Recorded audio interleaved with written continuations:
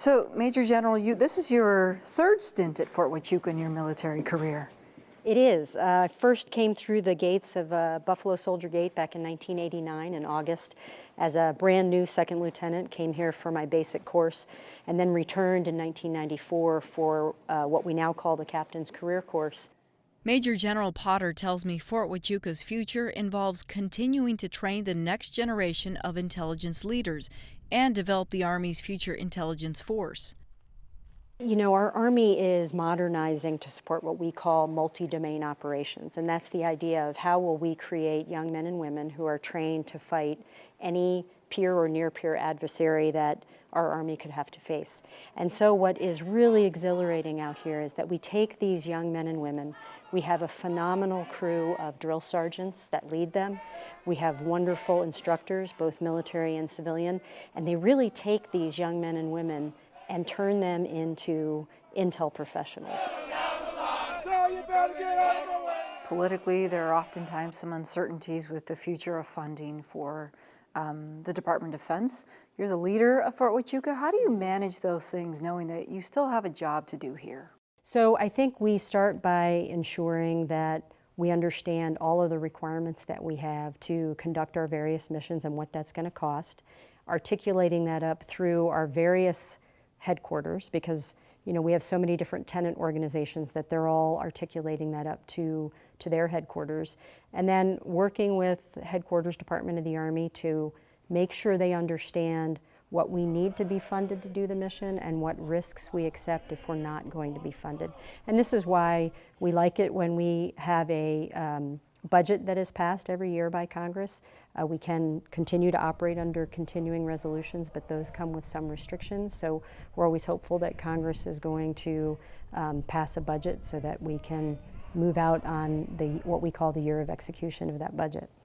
And to be clear, when these conversations come up in the press, many of us are watching and wondering what becomes of Fort Huachuca, what becomes of Sierra Vista. It's a constant here in this community, though. It's not in any sort of danger. I don't see Fort Huachuca in any sort of danger whatsoever.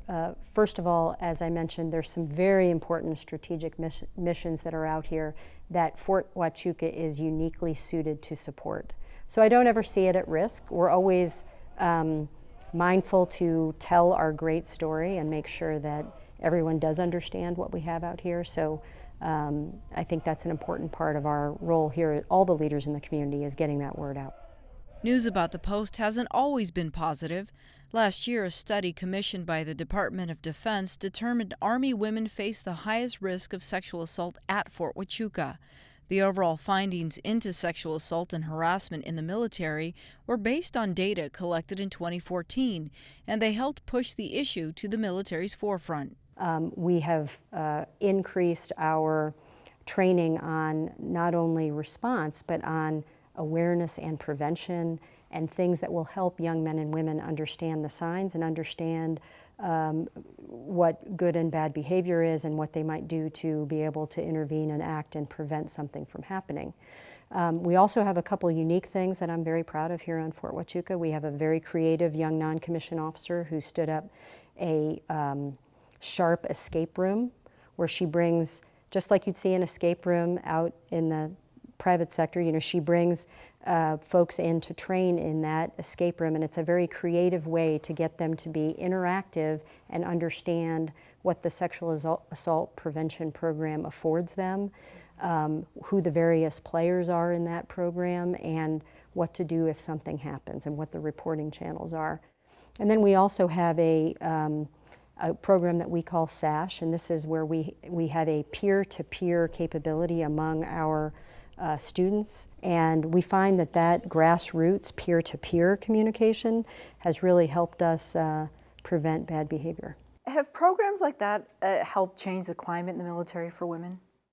I think they have, and I think the women that I have talked to feel confident that there is a program. They know how to report it. We have restricted and unrestricted reporting, and I think the Army is really, really working hard to make sure that young men and women are confident that if there is an incident, there's a mechanism for them to report it. There's a process for us to take care of that victim. And then on the medical and legal side, we've put things in place to ensure that we have experts who understand how to deal with that type of scenario. Recruiting's not a problem, attrition is low. What do you attribute all that to? The vast majority of professions you could find in the private sector exist in the United States military. You can be a scientist, you can be an astronaut, you can be a doctor, you can be a chaplain, you can be an intel professional. And we have a lot of young men and women that are very passionate about becoming intelligence professionals. It's a really fascinating field. Our Chief of Staff of the Army, General McConville, has just signed out an Army People Strategy, and that Army People Strategy is very focused on talent management in the 21st century. And to do that, we have to have a way to encourage these young men and women to take on the fact that this is their career and they need to have a say in how they're going to move about that career, and we need to mentor them.